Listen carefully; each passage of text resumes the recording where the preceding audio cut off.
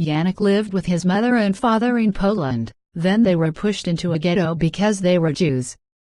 Yanek watched his mother and father get rounded up, and it was the last time he saw them. Yanek was moved into Plaszow concentration camp months after his parents were taken. There he met with his uncle Moshe, and they hid money for extra food until his uncle died.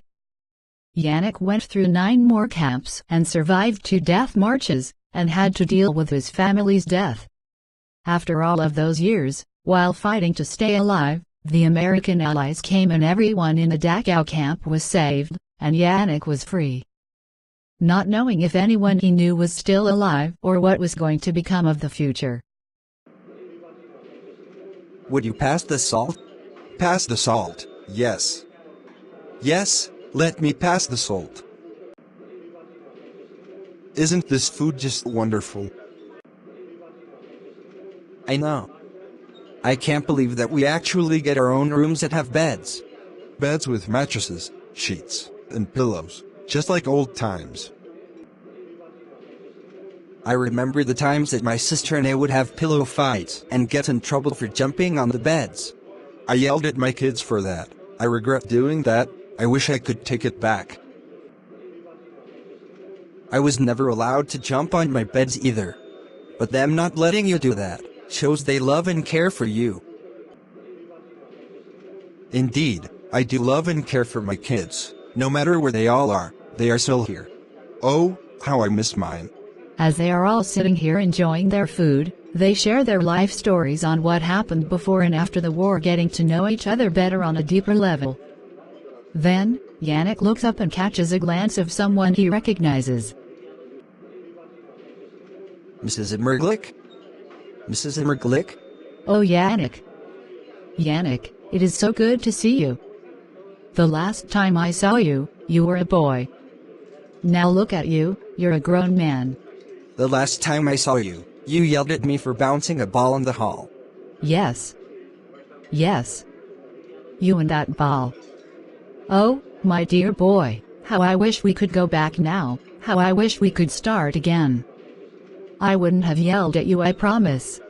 It's all right, Mrs. Immerglick. What about your boys? The rest of your family? Fred. Fred survived. Like you. My Fred made it. But no one else. Is Fred here in Munich? I'd love to see him. Yes, yes. And you know about your cousin Yanek, of course. No. Oh. My dear boy. Your cousin Yanek and his wife are alive. And they are here in Munich. Yanek and Mrs. Immerglick walked outside of the dining hall, where she gives Yanek the address to his cousin's apartment. He immediately begins to walk to the apartment. Yanek was relieved because he now knows that he has family and is not alone. Yanek greets Yanek at the door with a tight hug.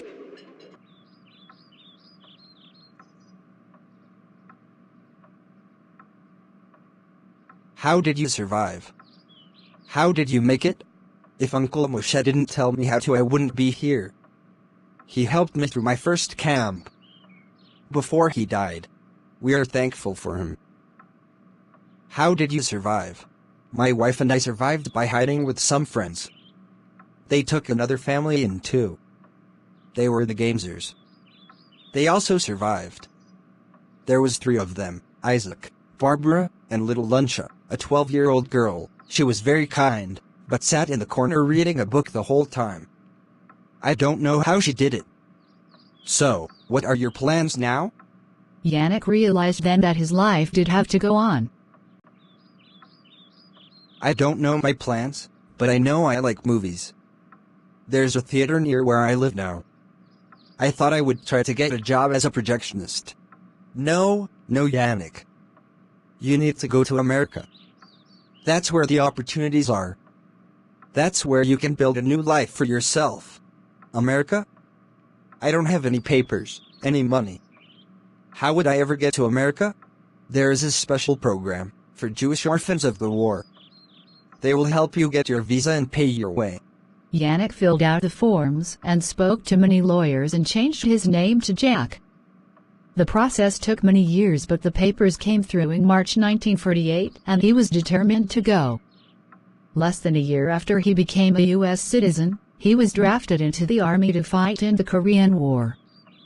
During the war, the Gamzer's family had moved into New York City. Jack fell in love with Lensha, who changed her name to Ruth, and soon after, they were married. They now live in Brooklyn and have 2 sons and 4 grandchildren.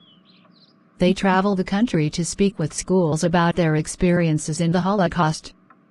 Jack still bears the tattoo he was branded with in Auschwitz, all those years ago, but it is his name that will live on, not the number on his wrist.